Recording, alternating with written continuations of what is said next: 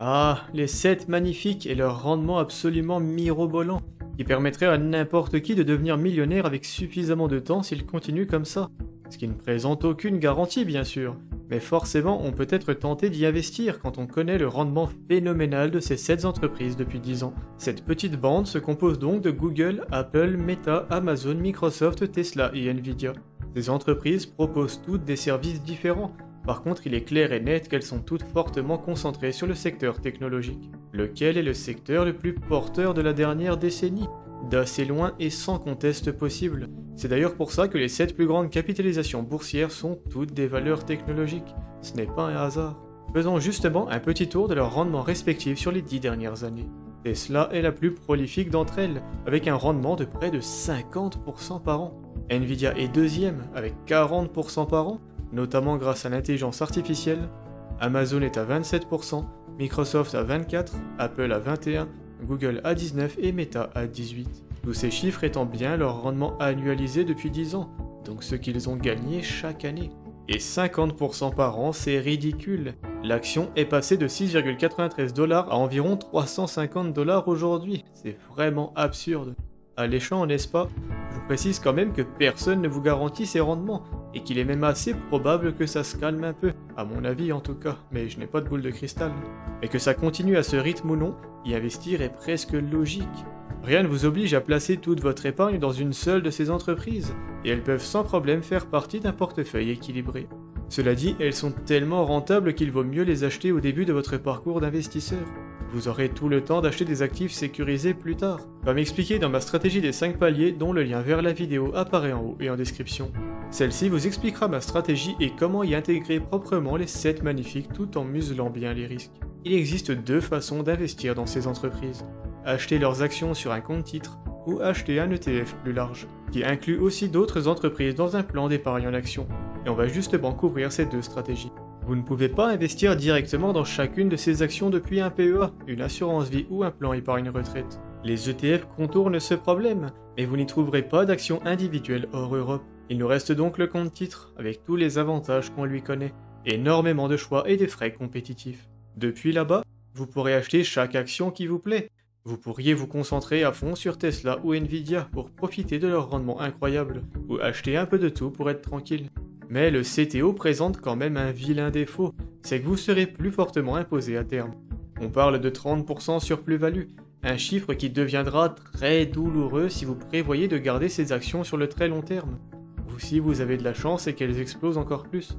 On pourrait être tenté de les acheter au plus haut pour les vendre au plus bas, mais vous n'y arriverez pas car le marché est imprévisible.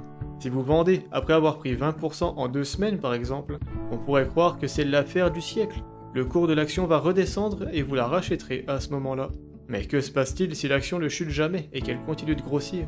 Quand on dézoome un peu, on s'aperçoit qu'un plus 20% très rapide est presque normal pour les 7 magnifiques. En essayant de timer le marché, vous êtes sûr et certain de payer des impôts sur plus-value, des frais de vente, puis des frais d'achat sur votre prochain investissement. Alors que vous n'êtes pas sûr que ce sera une transaction rentable. Le marché est complètement imprévisible, et même les traders d'expérience font des erreurs. Tandis que l'écrasante majorité des traders amateurs perdent de l'argent. Il ne faut pas non plus surestimer la rentabilité du trading, même pour quelqu'un d'expérience. Le chemin est très long pour arriver à un niveau suffisant pour le faire convenablement, et la formation nécessaire pour y parvenir vous prendra un temps fou également. Tout ça pour ne pas être sûr d'encaisser des gains, étant donné la volatilité imprévisible du marché. Vous aurez compris que je ne le recommande pas trop, mais la vraie raison principale à ça est surtout que l'autre option est vraiment bonne. Acheter des actions individuelles américaines sur compte titre n'est pas une stratégie dramatique, mais je trouve que la balance risque contre récompense est clairement plus favorable à la deuxième stratégie qui consiste à passer par le PEA. Vous ne pourrez pas y acheter d'actions américaines, donc aucun des 7 magnifiques, évidemment, mais vous y trouverez des ETF américains. On pense au S&P 500, au MSCI USA, au Russell 2000 et enfin au Nasdaq 100. Plus l'indice est large, et moins vous serez exposé aux 7 magnifiques, forcément. Si vous investissez dans le S&P 500, eh bien vous aurez les 7, mais aussi 493 entreprises qui ne vous intéressent pas. Par contre, en passant par le Nasdaq 100, il n'y aura que 93 entreprises inintéressantes pour qui veut se concentrer sur les 7 magnifiques. Ça reste beaucoup, mais il faut savoir que les 7 représentent 50% de la capitalisation du Nasdaq 100 tout entier. Elles ont autant de poids que les 93 autres. Le Nasdaq 100 est le meilleur ETF accessible au PEA pour se concentrer sur ces entreprises si particulières. Vous serez bien obligé d'acheter aussi les 93 autres, moins rentables actuellement. Mais bon, c'est un bien pour un mal. Le rendement, c'est bien. Moi, j'adore ça, hein. Mais ça ne fait pas tout. Investir uniquement dans des entreprises technologiques est plutôt risqué. Si vous passez par le Nasdaq, vous serez un peu bridé dans votre capacité à aller vers le haut. Mais vous le serez aussi, et surtout pour aller vers le bas. Le rendement de cet ETF est d'ailleurs d'environ 19% depuis 10 ans. Ça reste excellent. Et là-dessus, vous paierez presque 2 fois moins d'impôts, surtout sur le long terme. Le jour où vous serez en retraite, vous serez bien content que vos actions vous rapportent 2000 € par mois plutôt que 1600. Et au moins, si le secteur technologique se casse la figure, et on est d'accord que c'est improbable, eh bien vous ne perdrez pas tout. Donc personnellement, je ne recommande pas d'acheter ces actions individuellement sur compte titre, bien que je puisse comprendre les gens qui le font. C'est quelque chose d'assez risqué, mais a priori très rentable. Et moi, d'un autre côté, j'aime bien les ETF à effet de levier, donc je ne peux pas faire la leçon à ceux qui investissent directement chez Nvidia ou Tesla. Mais oui, si vous ne le saviez pas déjà, il existe des ETF à effet de levier, qui multiplient les gains et pertes par 2 tous les jours. Et on les trouve sur PEA. Les deux plus intéressants, d'assez loin, sont le Nasdaq 100 x2 et le MSCI USA x2. Leurs gains et pertes étant multipliés par 2 tous les jours, ils présentent nettement plus de risques et de volatilité que leur indice de base. Prenons l'année 2022 par exemple, où tous les indices ont chuté. Le World avec ses 1400 entreprises n'a perdu que dans les 10%.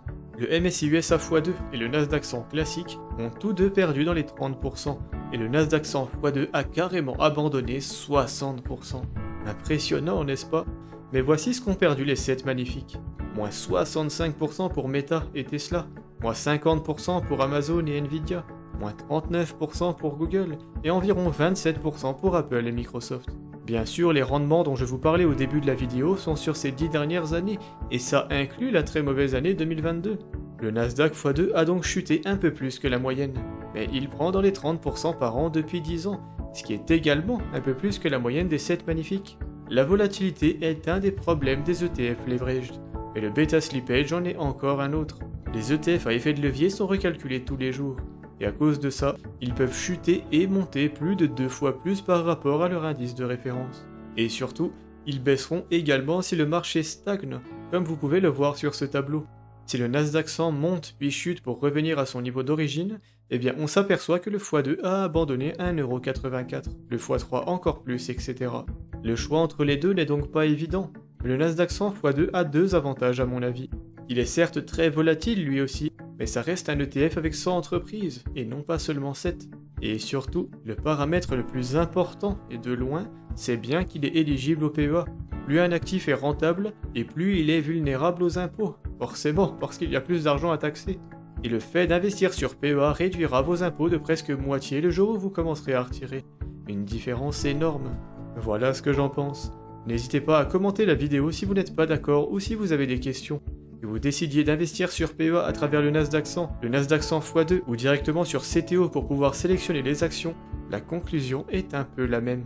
Ne mettez pas tous vos œufs dans le même panier, car même si le secteur technologique et de l'intelligence artificielle est incroyablement prometteur, on n'est jamais à l'abri d'un fort ralentissement ou même d'un effondrement. Personnellement, sur les 60 000 € que je possède actuellement en bourse, j'en ai un tiers sur le Nasdaq x2. Mais ça me suffit, et je n'en achèterai plus. Je me concentre maintenant sur des ETF plus calmes, avec beaucoup de World et un peu d'Emerging Market et de Russell 2000. J'ai déjà parlé de mon patrimoine et de ma stratégie dans une autre vidéo si vous êtes curieux, lien en description également.